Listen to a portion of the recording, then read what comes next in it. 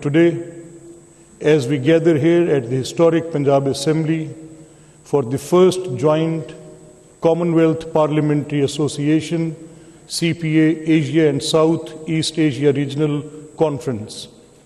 On behalf of the Punjab Assembly and people of Punjab, I extend my heartfelt gratitude and warmest welcome to each and every one of you who has travelled far from near and far across Pakistan and from different nations to be part of this significant occasion.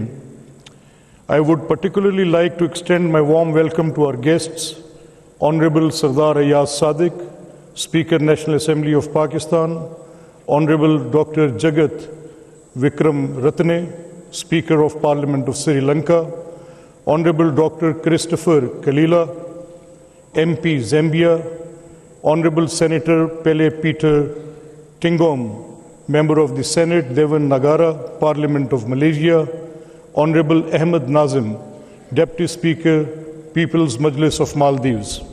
Your participation reaffirms the strength of our collective commitment towards meaningful dialogue and cooperation in addressing the pressing challenges of our times. The Commonwealth Parliamentary Association has for decades played an indispensable role in fostering partnerships across borders, bridging diverse nations, and uniting us under the shared discourse of democracy, good governance, and sustainable development. This platform stands as a beacon of collaboration where ideas converge, experiences are exchanged, and policies are shaped to navigate the ever-evolving landscape of global governance. As the host assembly, we assure you that Punjab Assembly remains fully committed to providing an environment conducive to insightful deliberations and productive engagements. Pakistan, and specifically Lahore, is known for its generous hospitality, and we will do our utmost to ensure that your stay here is comfortable, memorable, and enriching. Distinguished guests, we live in a world that is dynamic and ever-changing. We have new challenges emerge at an unprecedented pace, requiring governance models that are both proactive and adaptive. It is imperative that we emphasize the fundamental role of elected representatives at the grassroots levels in both urban and rural governance. Strong local governments serve as cornerstone of democratic institutions and are vital in shaping policies that address the needs of the people effectively. At the same time, we cannot overlook the rapid achievements in artificial intelligence, AI, that are reshaping the very fabric of governance, information, dissemination, and employment landscapes. While AI opens new avenues for efficiency and progress, it also presents us with unparalleled challenges: the spread of misinformation, the rise of anonymous keyboard warriors, and the displacement of traditional human roles. As policymakers, we bear the responsibility of preparing our legal and governance structures for an uncertain future, one that is evolving beyond our conventional understanding. Equally critical is the issue of representation. As we move closer to the 2030 Agenda for Sustainable Development Goals, SDGs, it is deeply concerning that we are still far from achieving an inclusive and just society. It is unacceptable that in 2025, we continue to witness glaring disparities in legislative protection of women, children, specially abled individuals, and religious and ethnic minorities. Addressing these inequalities, it is not just a moral imperative, but a prerequisite for sustainable and meaningful progress. However, even as we deliberate on these matters, we must acknowledge the overarching crisis that looms over our shared future. Climate change has proven to be the defining challenge of our times. It is also posing a grave question to efficacy of our parliamentary governance as our ecosystems and economies stagnate. The repercussions of the environmental degradation extend beyond the realm of rising temperatures. They seep into every aspect of governance, be it healthcare, education, or even territorial disputes over natural resources. The urgency to act has never been greater. Representatives of our respective nations, we must channel our efforts towards policies that safeguard our environment for generations to come. The themes of this conference have been carefully curated to reflect the common challenges faced by our nations in this region. Among us, there exist several remarkable success stories, instances where governments, parliaments, and civil societies have devised innovative solutions to pressing issues. This conference is a golden opportunity for us to learn from one another, to share our experiences, and build strategies that will pave the way for regional cooperation and collective resilience. As we move forward, we hope that the Lahore Charter we shall adopt at the conclusion of this conference will serve as a guiding light to our intertwined paths towards development, peace, and prosperity. Let this document be a testament to our shared aspirations and our unwavering resolve to build a future that is equitable, sustainable, and inclusive. In closing, I extend my best wishes for a pleasant and fruitful stay in Lahore. To our esteemed guests visiting Pakistan for the first time, you are in a land rich with history, culture, and warmth. Every street, every monument, every tradition in this city tells a unique story. We hope you take the time to immerse yourselves in vibrant heritage of Lahore. I want to appreciate the role of Secretary General Amir Habib Chaudhry and his team from the Punjab Assembly Secretariat, ensuring smooth arrangements for this wonderful event. I would also underscore the privilege of having senior-most parliamentarians and former speakers in the House today. Honorable Rana Muhammad Iqbal Khan, who has been Speaker of our House twice, Janab Honorable Mia Manzoor Ahmed Khan Wattu Sahib, who has been Speaker 3 times, Mr. Saeed Ahmed Khan Minhes, Honorable Sardar Dost Muhammad Mazari, Deputy Speaker, Khwaja Manshaullah Bhatt Sahab, Ms. Zakia Shah Nawaz, for their wonderful contributions towards this conference. Thank you, and may this conference mark the beginning of deeper cooperation and enduring friendships. Welcome once again, and I wish you all the very best of the discussions ahead. Thank you very much.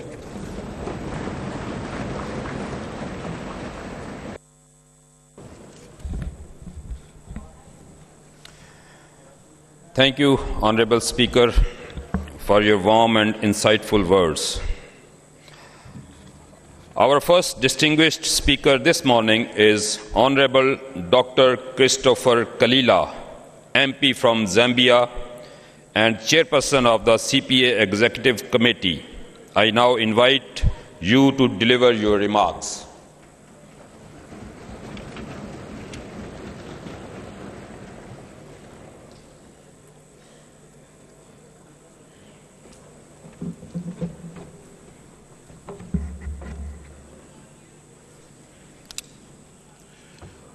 Thank you.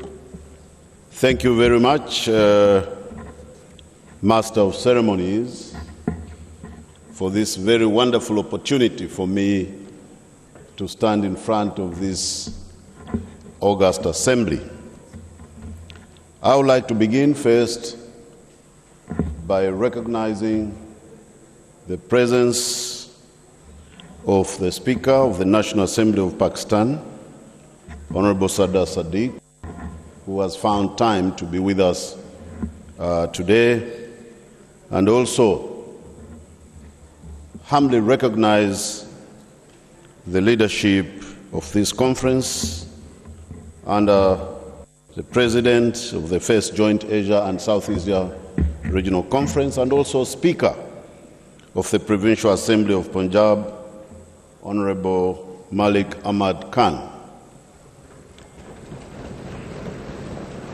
Colleagues and friends, may I just ride on the protocols that have already been established by the previous speaker, and would like to first begin by introducing myself fully to many of you who may not know me. My name is Honorable Dr. Christopher Kalila. Just like you here, I'm a member of Parliament. I'm in my 4th term since 2008 from the Southern African country of Zambia.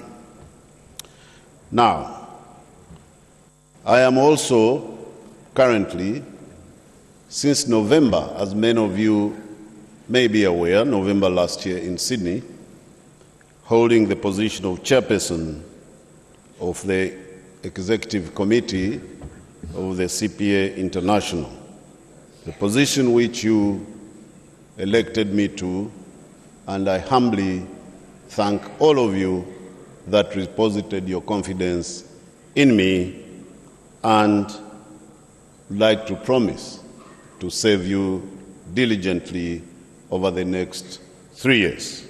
So I say thank you once again to all of you.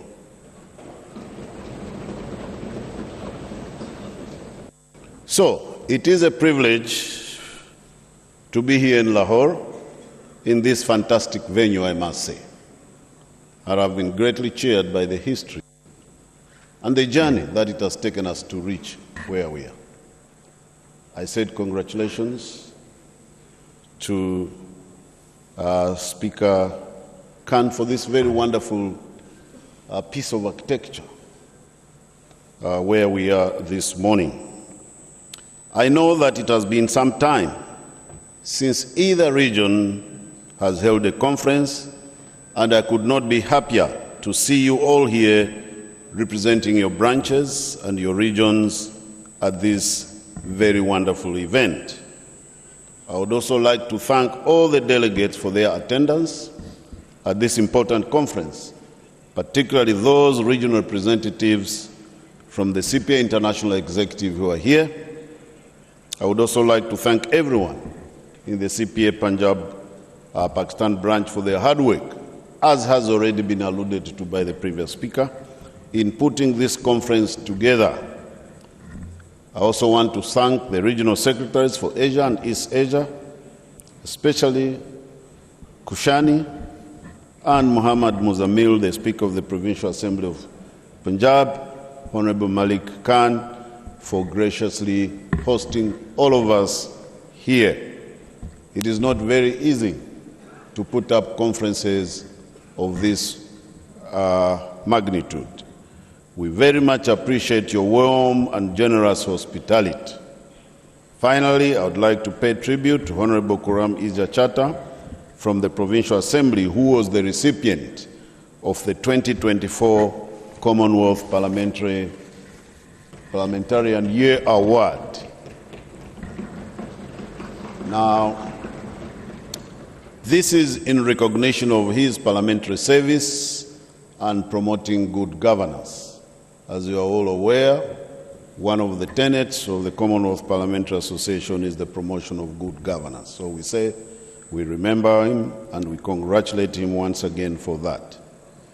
Let me now talk briefly, if I may, about the most pertinent issue for the CPA, not just currently, but for the last few decades.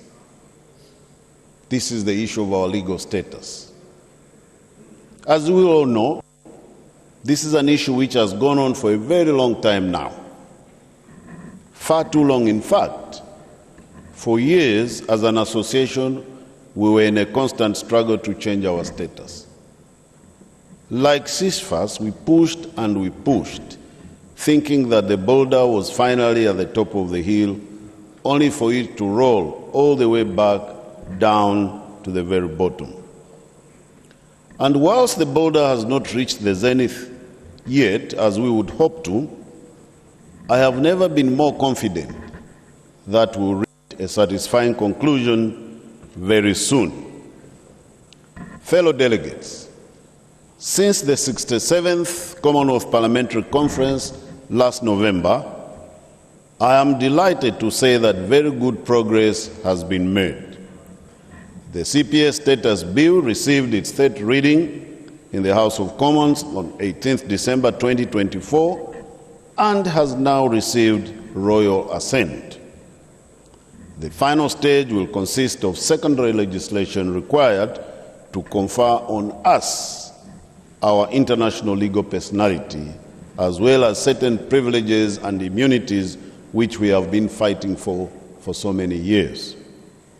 The CPA International Executive Committee, I'm very happy to say, has just approved this arrangement, and thanks to many EXCO members who graciously approved the new arrangement, and the Secretary General, Mr. Stephen Twigg, has now signed the arrangement document.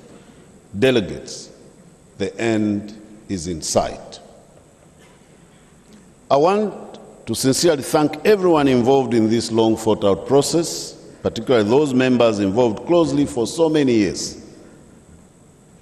The CPA Headquarters Secretariat has been in the forefront over this, and most of all, Secretary General Stephen Twigg, who unfortunately has not been able to make it because he is currently indisposed, and has sent his able Deputy Secretary General Jarvis, who is with us here today.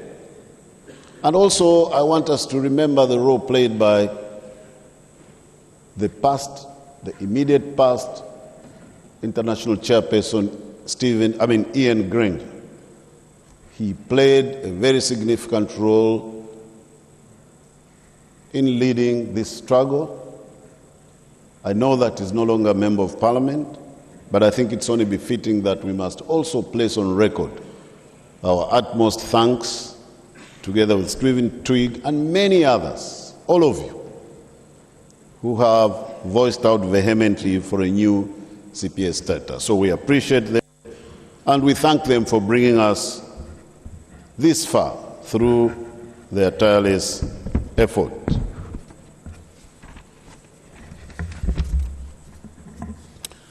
My friends, all I can say is that for the CPA, the future is bright. And I very much look forward to meeting all of you through your deliberations over the next 2 days. I might pop in some of the workshops or seminars as a parliamentarian, just to learn basically some of the issues that you'll be deliberating. I'm also aware that you may have received communication for the consultative process currently to inform our new strategic plan. This is very important, especially as we are now going into a new CPA status. Please bring forward those good ideas so they could inform the new strategic plan. So I want to implore all of you to enjoy this conference. And once again, thank you very much for being fantastic hosts. May God bless Asia and South Asia region. Thank you.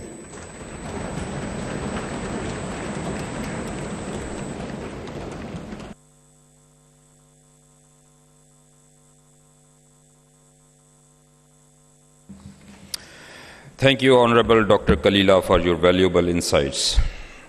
Now we have Honorable Senator Pele Peter Tengam from the Parliament of Malaysia. May I now request you to share your remarks with us, please.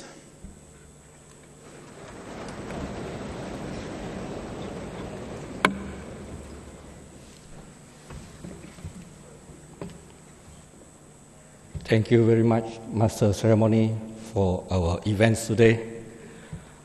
First of all, I would like to extend our thanks to Excellency, the Honorable Sada Ayat Sadiq, Speaker and Chief Guest, National Assembly of Pakistan.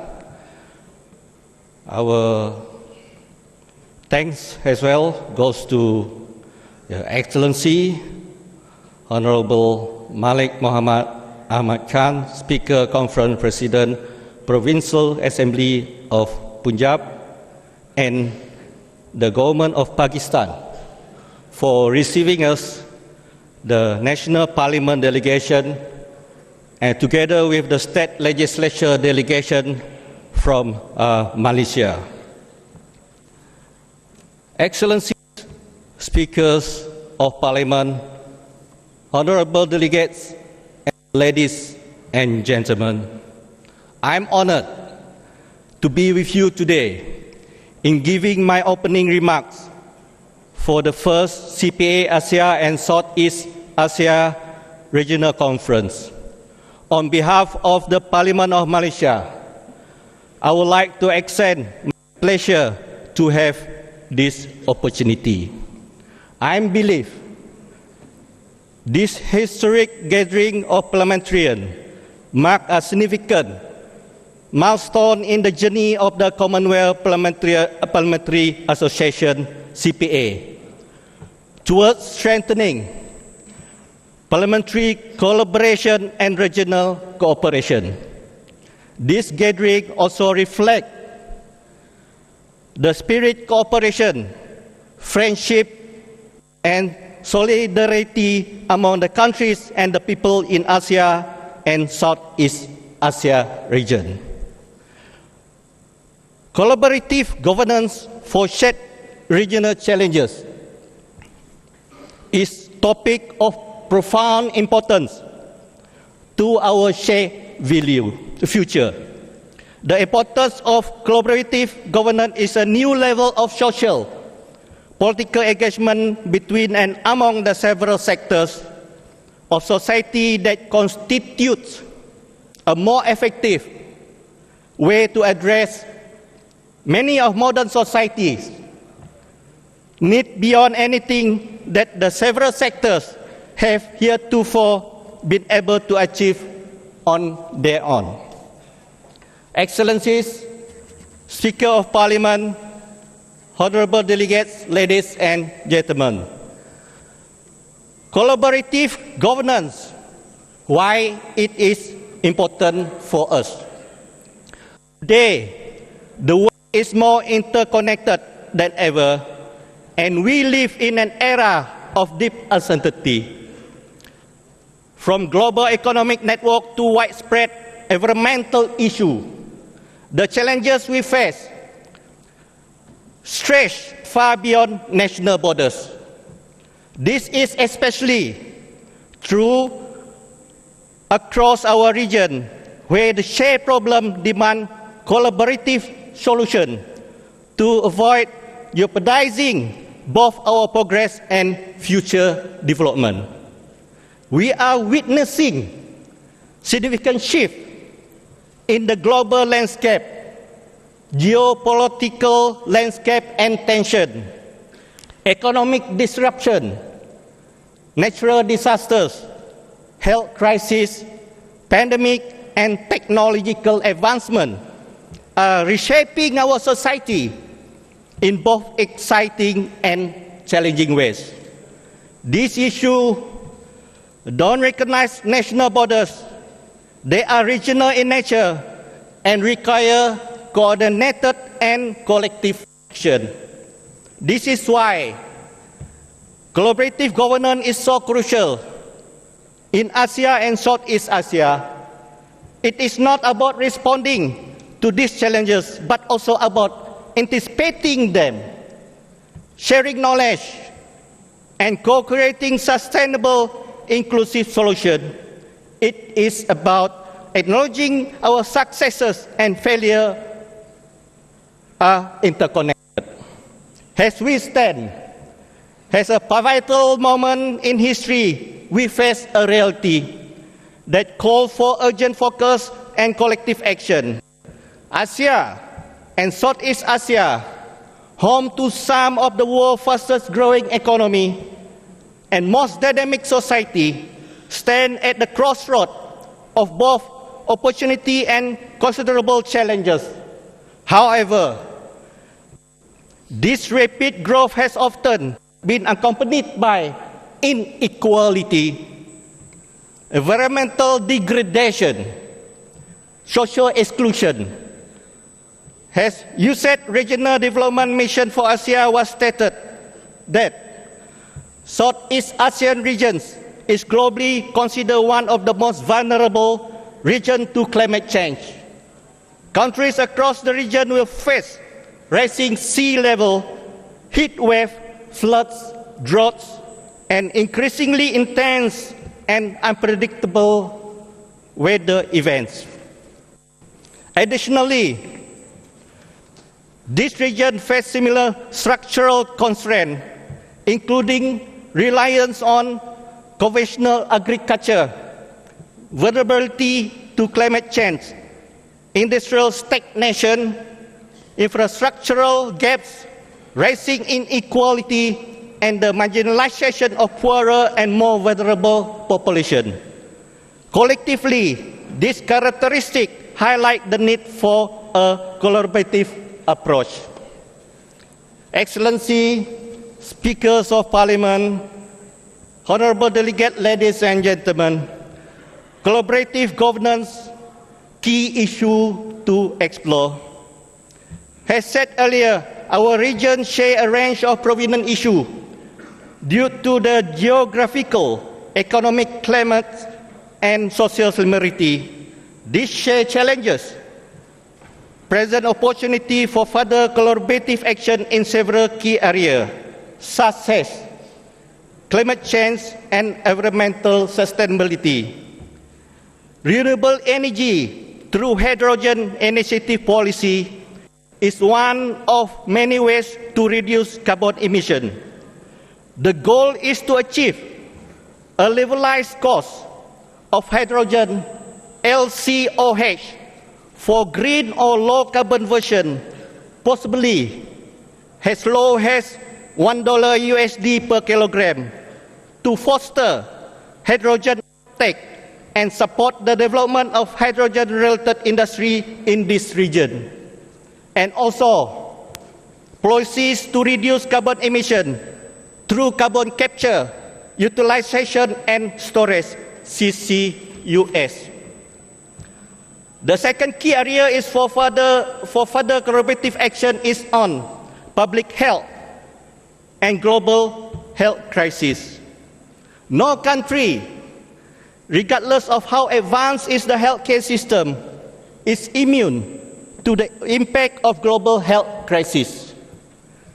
In the wake of the COVID-19 pandemic, we must strengthen our regional health framework, capable of rapidly responding to future health emergency. This includes promoting equitable access to the health care and developing collaborative strategy to enhance public health system across Asia and Southeast Asia. By fostering a united approach, we can better safeguard the health and well-being of all nations in the region. The third key area is technology and digital transformation. This is relevant to what has been mentioned by the Honorable Speaker of Punjab earlier on, that Asia, including Southeast Asia, is at the forefront of technological innovation. Yet, digital transformation accelerates, so do the risks. Issues such as data privacy, cyber threat, digital inequality, and the ethical use of technology are emerging as a major concern. Collaborative governance in this area harness the potential of digital age for economic and social good, who are ensuring that no one is left behind in this digital divide. Excellency, Speaker of Parliament, Honorable Delegate, ladies and gentlemen, Malaysia has an ASEAN Chairmanship in 2025. ASEAN Chairmanship in 2025 marks pivotal moment for Malaysia.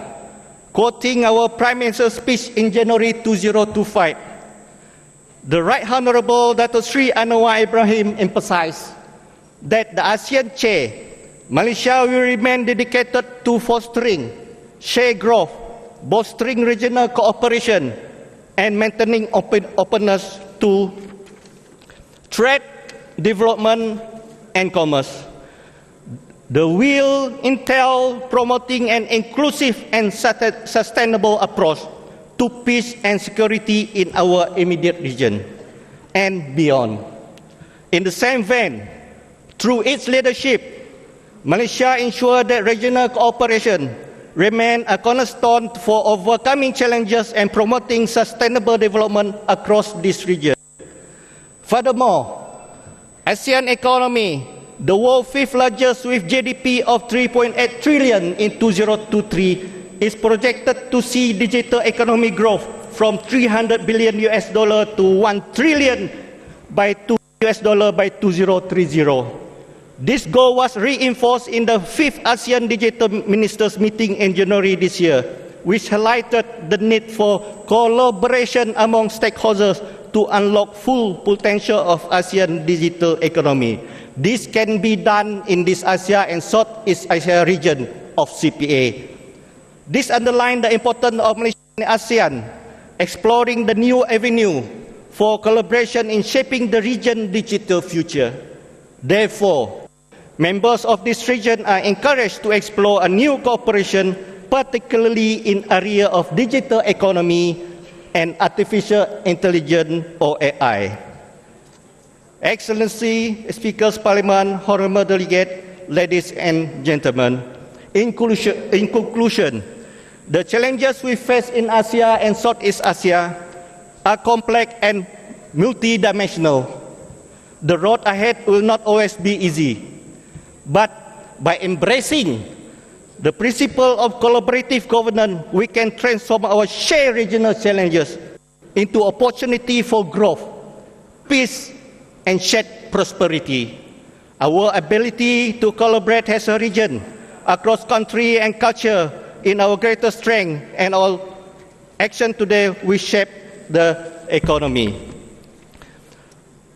As I am confident, this conference, the first UN CPA Asia and Southeast Asia Regional Conference at this beautiful and peaceful region of Punjab, Pakistan, will foster a close rapport and strengthen our mutual understanding among all participants, as manifested by the title of the conference and the topic in discussion. Together we can achieve a future where collaborative governance is not just theory, but a reality where our shared regional challenges are met with solutions that are both bold and compassionate. Thank you very much.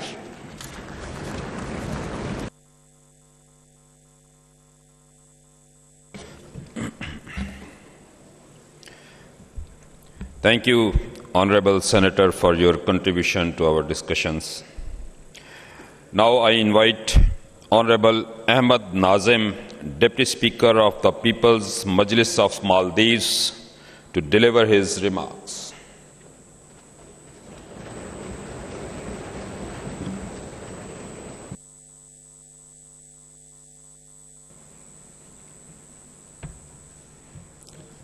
Bismillahirrahmanirrahim. Ladies and gentlemen, esteemed delegates and honored guests, it is both a profound honor and a privilege to address to you today at this inaugural ceremony of the first joint CPA Asia and CPA Southeast Asia Regional Conference here in the vibrant and historic city of Lahore, Pakistan. We are honored to have the company of Honorable Speaker of the National Assembly of Pakistan, Sardar Ayaz Sadiq, and the Honorable Speaker of the Punjab Assembly, Malik Muhammad Ahmad Khan, and also the Chairperson of CPA, Dr. Khalila. Additionally, we also welcome the esteemed representatives from the National Assembly of Pakistan and other member states, and the Honorable Speakers from regional assemblies of Malaysia.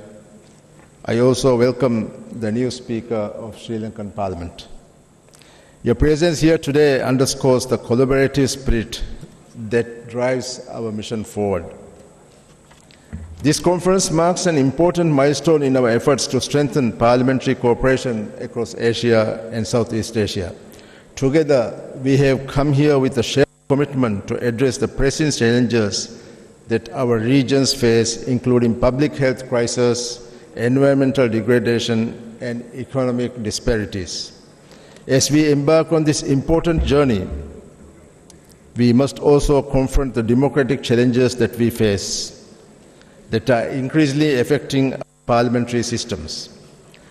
These challenges include the rise of populism, threats to democratic normals, the growing prevalence of misinformation, terrorism, and the urgent need for transparency, accountability in governance, as well as a deep commitment to valuing human life. In today's interconnected world, the challenges we face, whether political, economic, or social, are no longer confined to our national borders. Issues such as climate change, security threats, economic instability, and public health crisis demand collective action and shared responsibility. Isolationist and popular policies and unilateral approaches no longer offer lasting solutions in an era where cooperation, collaboration, and mutual respect are essential. By embracing dialogue, strengthening international partnerships, and fostering multilateral engagement, we can develop sustainable strategies that address our common challenges and pave the way for a more stable, prosperous, and inclusive future. Dear colleagues, parliamentarians, you are the custodians of democratic principles. It is vital that we stand united to uphold these values in the face of the challenges that lie ahead. Ladies and gentlemen, esteemed delegates and honored guests, I urge each of you to engage openly in the discussions that will follow. We have very interesting topics in our agenda. Collaborative legislation for inclusive and equitable development is an important topic that we can learn. We can learn from each other. Strengthening local governance through legislative pathways for effective decentralization is a very important topic that we can share our experiences on. Also, climate change and sustainable cities and how we can make legislation to make pave the way for cleaner air and resilient urban cities is something that we can share our experiences and discuss. And also parliamentary innovations are also on the table for discussion. Legislation for AI and social media regulation and governance is an important topic that we have to urgently address. Misinformation, social media, manipulation, and fake news are issues that we need to address to protect our democracies. I would like you to share your experiences and learn from one another. Let us take this opportunity to explore innovative solutions to the problems that we face as regions and countries. Solutions that can strengthen our democratic institutions, uphold media freedom, and ensure the free flow of information. These efforts must be grounded in strong democratic principles to promote effective governance. As we kick off this significant conference, let us remember that collaboration is the key. The work we do here can lead to meaningful change for our peoples and their progress, not just with our countries, but also across our entire region. In conclusion, let me express my gratitude to the Provincial Assembly of Punjab for their warm hospitality and to each of you for your commitment to this important cause. I look forward to the impactful discussions ahead and to the strong partnerships that will emerge from our time together. Thank you, and let us get started on this journey towards stronger cooperation and governance in our regions. Before I conclude, I would like to express our heartfelt gratitude for the excellent hospitality extended to us by the Punjab government, the Punjab Assembly, and especially the warm and vibrant people of Lahore for the exceptional arrangements you have made and the generosity and the kindness you have shown to make our visit memorable. Thank you.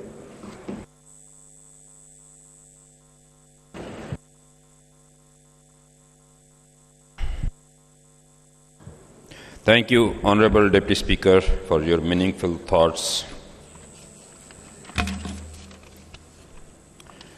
Now, I invite Honorable Dr.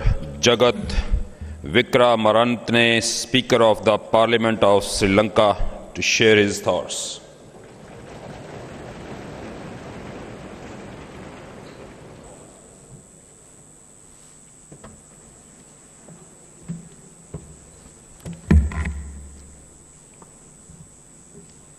Honorable Sada Ayush Sadiq, the Speaker, National Assembly of Pakistan, Honorable Malik Mohammad Ahmad Khan, President, Speaker of the Provincial Assembly of Punjab,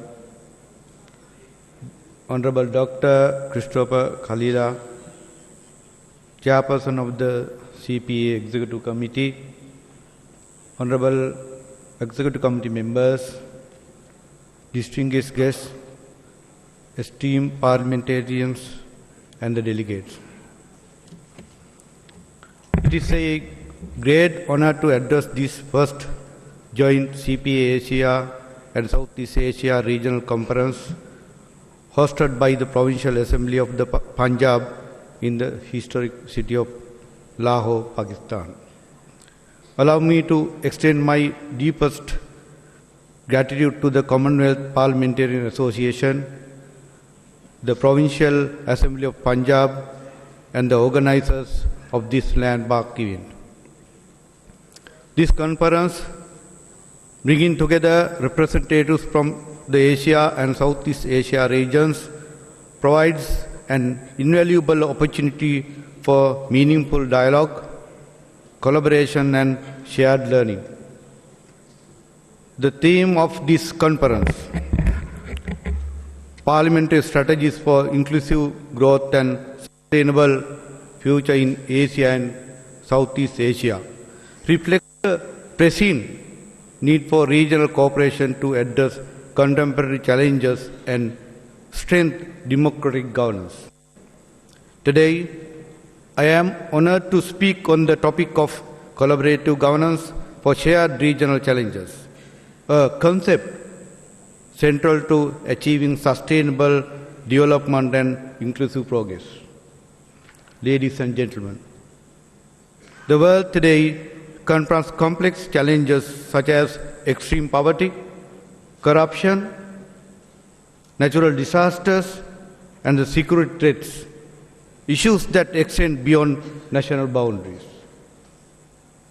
These interconnected challenges demand collaborative approaches that leverage the strength of diverse stakeholders.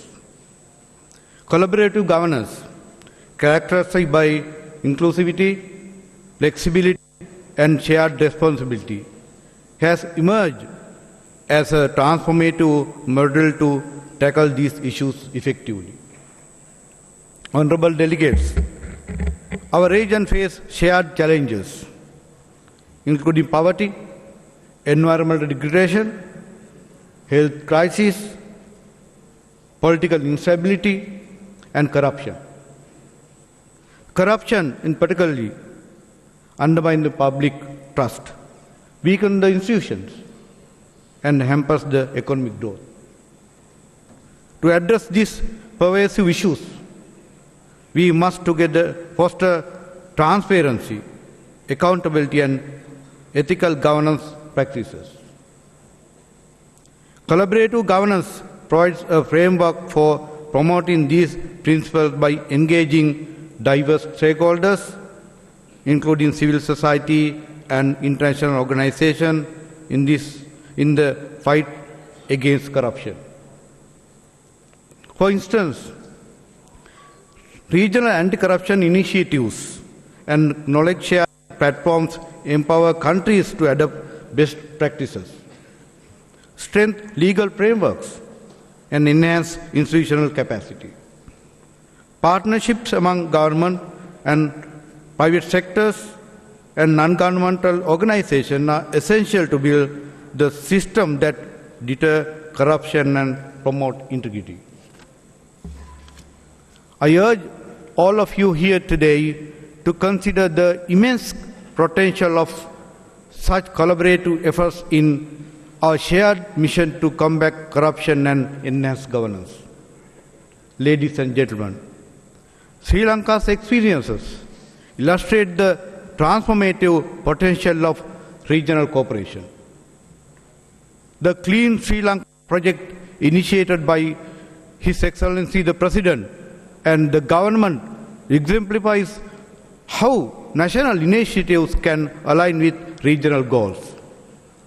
Guided by the vision of a beautiful island, smiling people, this project integrates environmental, social, and governance principles to promote sustainability. Through innovative programs in waste management, green industries, and community empowerment, Sri Lanka demonstrates the value of collaborative approaches that inspire and align with regional aspirations. Our journey has also taught us valuable lessons in disaster recovery. Following the 2004 tsunami, partnerships with local authorities, NGOs, international donors, and private entities were crucial in rebuilding and providing relief. Similarly, during the COVID-19 pandemic, regional cooperation through initiatives like the SARC COVID-19 Emergency Fund enabled resource sharing, vaccine distribution, and strengthened the public health responses. Distinguished participants, Sri Lanka has taken steps to combat corruption by implementing reforms to enhance transparency and accountability in governance. These measures include adopting e-governance system to reduce bureaucratic inefficiencies, fostering public-private partnerships to ensure ethical business practices, and strategies to strengthen statutory bodies that act against bribery or corruption. Such efforts contribute to a culture of integrity and serve as a model for regional cooperation in addressing corruption. As we look towards the future, let us recognize the importance of partnerships in achieving economic growth, social inclusion, and environmental protection. Collaborative governance facilitates the resource sharing and collective action to address cross-border challenges. By embracing collaboration, we can ensure sustainable resource management and align our efforts with global and regional development plan goals. Ladies and gentlemen, as we together at this historic conference, let us reaffirm our commitment to fostering collaboration across borders, sectors, and institutions. By working together, we can address our shared challenges, including corruption, and build a sustainable, inclusive future for Asia and Southeast Asia. Sri Lanka remains dedicated to contribute for these efforts through regional partnerships and shared initiatives. Let us continue to strengthen our bonds, shared ideas, and develop strategies that benefit our nations and entire region. Together we can create legacy of resilience, prosperity, and peace for future generations. Thank you.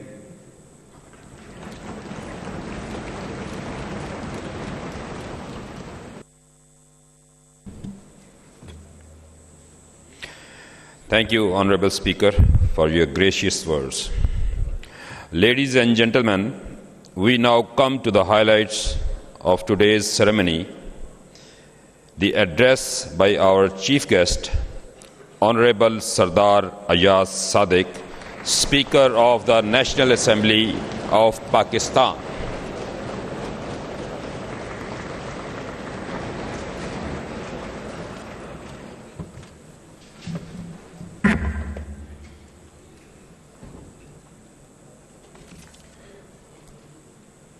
A'udhu billahi minash shaitanir rajeem.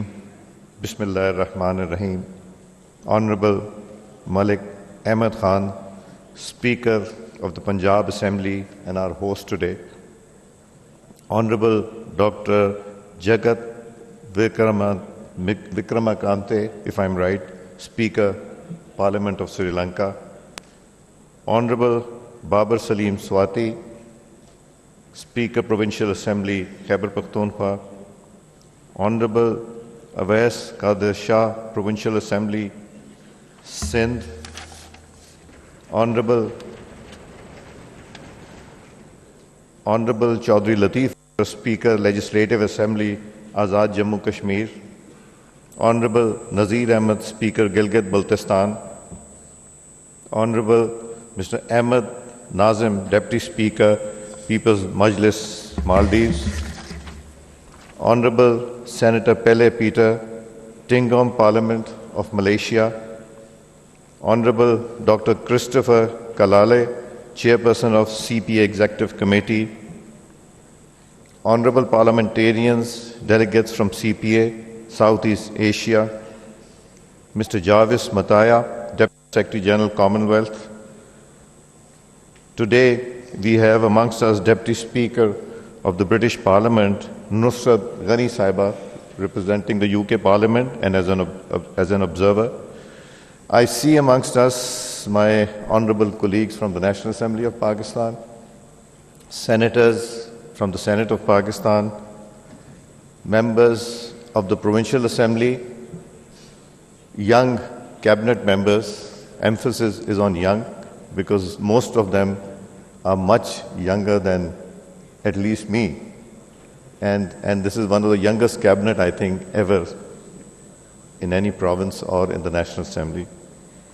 I am also pleased, I was informed by the Honourable Speaker of Punjab, we have Vice-Chancellors, academia, students, members of the youth organizations, doctors, lawyers, deans of faculties also here today to witness this gathering. I'm pleased to address the first ever joint conference of CPA Asia and CPA Southeast Asia region. Today's gathering is a testament of our shared commitment to inclusive growth and sustainable future for our respective countries and regions. I have a personal attachment with CPA, as this distinguished assembly of parliamentarians for 56 Commonwealth countries elected me unopposed as the president in 2015 in Cameroon. But unfortunately, we couldn't hold the conference of 600 delegates that were visiting Pakistan because I was being forced to invite people from occupied Kashmir.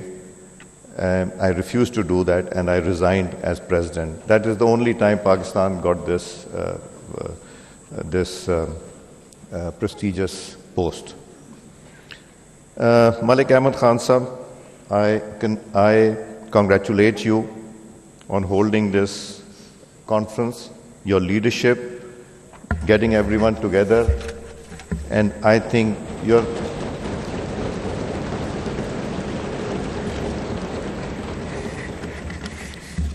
it's been a long gap since our last regional meeting held in Islamabad in 2019. Frequent interactions amongst our legislators is imperative to strengthen parliamentary ties, foster closer regional cooperation, collaborate in advancing democracy, good governance, sustainable development in our region. Dear participants, we are pleased to welcome Maldives back to our Commonwealth parliamentary fraternity.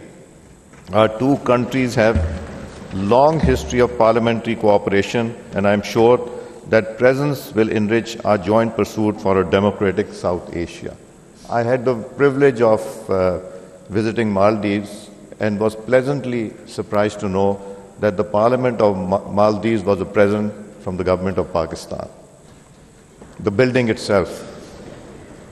Pakistan and Sri Lanka share warm historic rooted ties mutual respect, collaboration. We remain committed to advancing peace, trade, and cooperation. And many don't know, but we have a special relationship with Sri Lanka, which I think it's not necessary to mention here. Similarly, Pakistan and Malaysia enjoy a long-standing friendship built on economic partnership and strong people-to-people connections. We appreciate Malaysia's role in promoting regional peace and development and look forward to enhanced parliamentary and economic cooperation. While we miss the absence of the Parliament of Bangladesh here in Lahore, I nevertheless firmly believe in the wisdom and acumen of the Bangladeshi leadership and hope for early return of democratic institutions there. I avail this opportunity to convey our sincere wishes for peace, prosperity, and people's rule to our Bengali brothers and sisters. It is also heartening to note the presence of the Honorable Provincial and Regional Speakers of Balochistan, Khyber Pakhtunkhwa, Gilgit-Baltistan, Sindh, Azad Jammu Kashmir. Only 2 months back, I had the honor of hosting the 18th Speakers Conference of all legislative chambers in Pakistan, where we jointly took key decisions for ensuring parliamentary supremacy to enhance performance and effective oversight. I would also like to share here that which my honorable younger brother Malik Ahmed Khan pointed out, after the 18th Amendment, I appreciate the Provincial Assembly of Punjab for bringing their rules and procedures in conformity with Constitution and all the Constitution and at par with National Assembly for effective parliamentary functions. There was a lot of difference between the rules we were following and what the provinces were following. We've learned through experience and practice, and they were kind enough to adopt, and I'm sure the other provinces are also looking at it. One of the major milestones of the 18th Speakers Conference was the creation of the first ever Pakistan National Group of Commonwealth Parliamentary Association. This will ensure better coordination within our respective legislators, paving way for the meaningful role in the Commonwealth fraternity. Dear guests, democracy across the globe are facing challenges of populism, polarization, and elite capture. As electorates' expectations surpass the executive's performance world over, the debate on good governance has taken the center stage, where executive's performance and Parliament's ability to effective oversight both remain under strict public scrutiny. This calls for wider public participation, sector involvement, and inclusion of all segments of society, especially women, youth, children, marginalized community, and persons with disability at all levels of decision. In the National Assembly of Pakistan since 2014, we have introduced parliamentary courses which are being taught in many universities all over Pakistan. We have opened up the parliament to schools, colleges. We have, I think, exceeded about 3,000 internees from the National Assembly of Pakistan representing all provinces. We have also offered courses for other parliaments who have already undergone some courses to come to Pakistan Institute of Parliamentary Services to obtain whatever knowledge we have.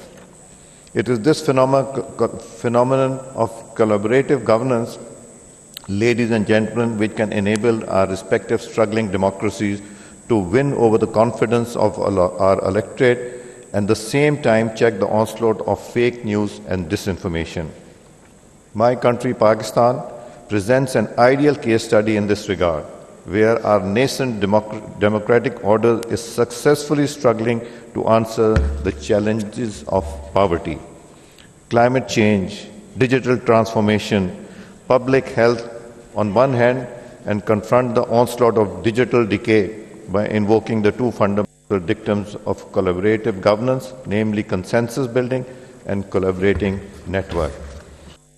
On one hand, we saw the emergence of broader political coalition of more than 8 national and regional political parties joining hands to develop a national consensus to steer Pakistan through troubled times and succeed in restoring the national economy. On the other hand, national and provincial government has also succeeded in establishing strong collaborative network of civil bureaucracy, civil society and communities for ensuring better service delivery mechanism. Since I am from Punjab and from Lahore, so let me first talk of Punjab, then I'll go to the other provinces. As we gather in the provincial capital of the province Punjab, let me begin by pointing to the exemplary path taken by the elected government here under the dynamic leadership of Pakistan's first ever woman Chief Minister. The provincial executive has taken some of the landmark initiatives. I will not be able to mention all of them. The list is a bit too long. Reaching out to the underprivileged, marginalized sections of society. These include unprecedented higher education fully funded scholarships for deserving youth, schemes for farmers, housing for homeless, and even scheme for the persons with disability. Such fine examples of collaborative governments are also evident in the province where in Sindh, state-of-art health sector and housing for the affected communities of the 2022 floods were made available through effective public-private partnership.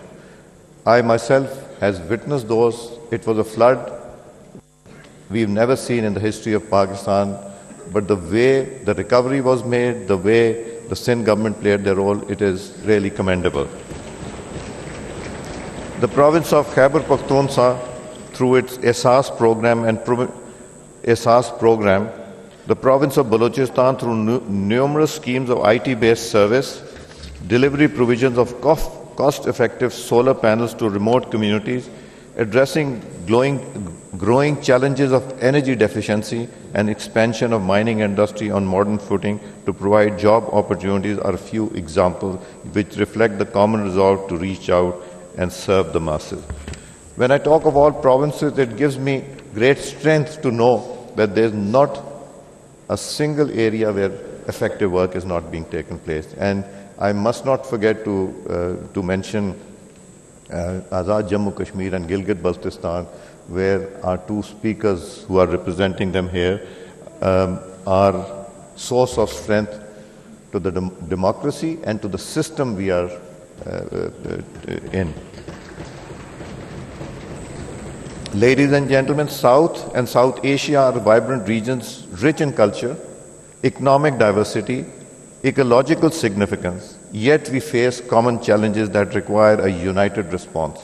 We have many lessons to learn from each other, which can be replicated to get solutions to a common problem. A unique maternal health care of Sri Lanka that ensured world's lowest maternal and infant mortality. Salman Sahab, you are the Minister of Health. So I think Sri Lanka is a model where Sri Lanka has ensured world's lowest maternal and infant mortality, the sustainable living of combat environment threat to the Maldives, and the phenomenal technologies and infrastructure progress made by Malaysia present best international practices to be learned and replicated. We face common challenges that require a united response, whether mitigating climate change through trans-boundary water management, reducing economic inequalities, or responding to global pandemics. Our success depends on collaboration. And in this regard, parliamentary exchanges and interaction are the best available platform to ensure meaningful collaboration at the regional and international level. As elected representatives, we bear the responsibility of ensuring governance serve all citizens equitably and effectively. The challenges of poverty, climate change, digital transformation, and public health transcend borders and demand transnational cooperation. It is also the prime responsibility of the representative parliament that it must not let anyone feel left out. Pakistan's federal and regional legislatures have further demonstrated this commitment to inclusive governments by establishing parliamentary forums like the Sustainable Development Goals Secretariat, which is established in the National Assembly since 2014.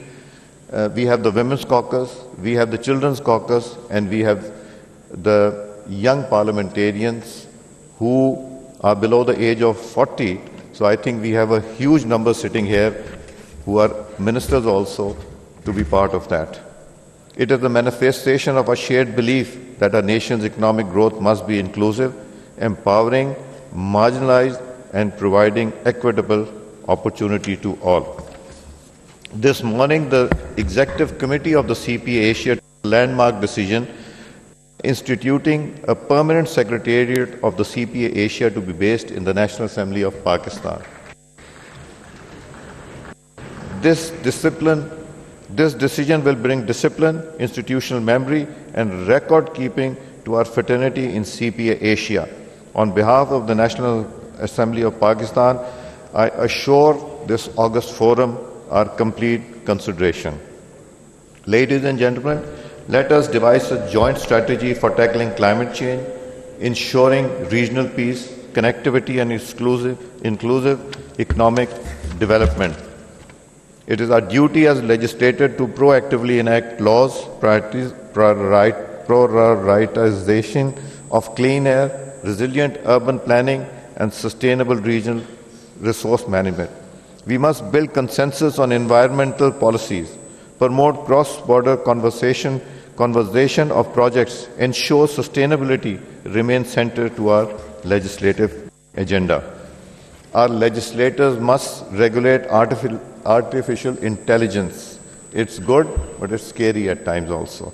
Expand digital access and ensure responsible governance of emerging technologies.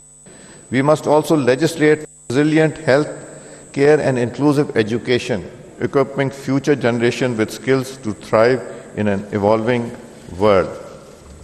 This conference must pave way for innovative solutions, enduring cooperation for an inclusive, resilient, and sustainable future.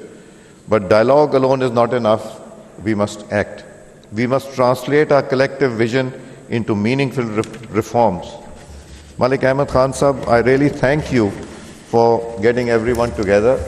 I think the next few days are going to be extremely important. How we want to shape our region, how we want to move forward, because CPA is not only a goal, it is IPU also, Inter-Parliamentary Union, where we need to strengthen and take the provinces on board, engage the provinces in exposing them to international conferences as IPU also. So I thank you for arranging this gathering, and the variety of guests that you have invited, that gives me further strength of, I'm sure you're getting in colleges and schools also, and your and my college will also be coming here. I thank you all.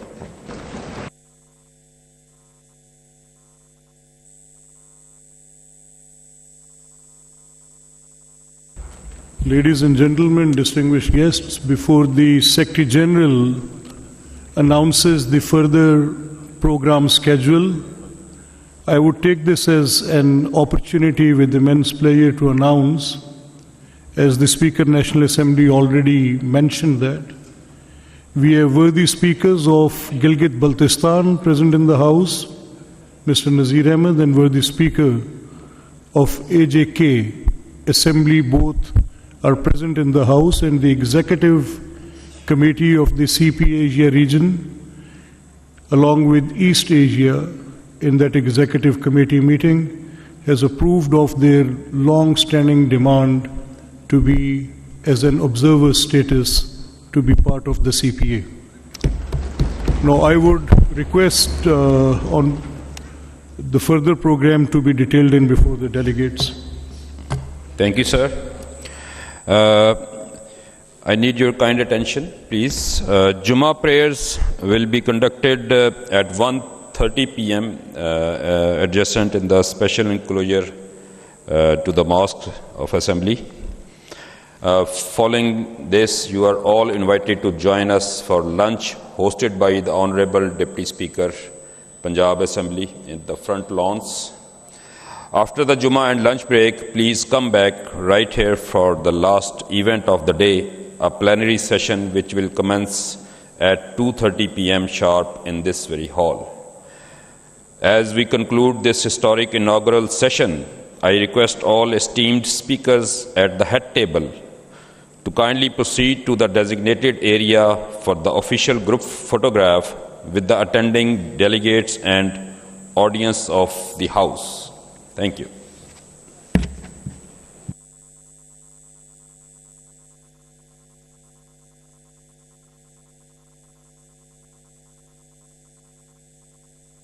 All other participants to remain seated and then proceed for Jummah prayers, and our non-Muslim friends would enjoy a few drinks while the prayers are on, and then there will be lunch afterwards. And 2:30 we will convene the session again.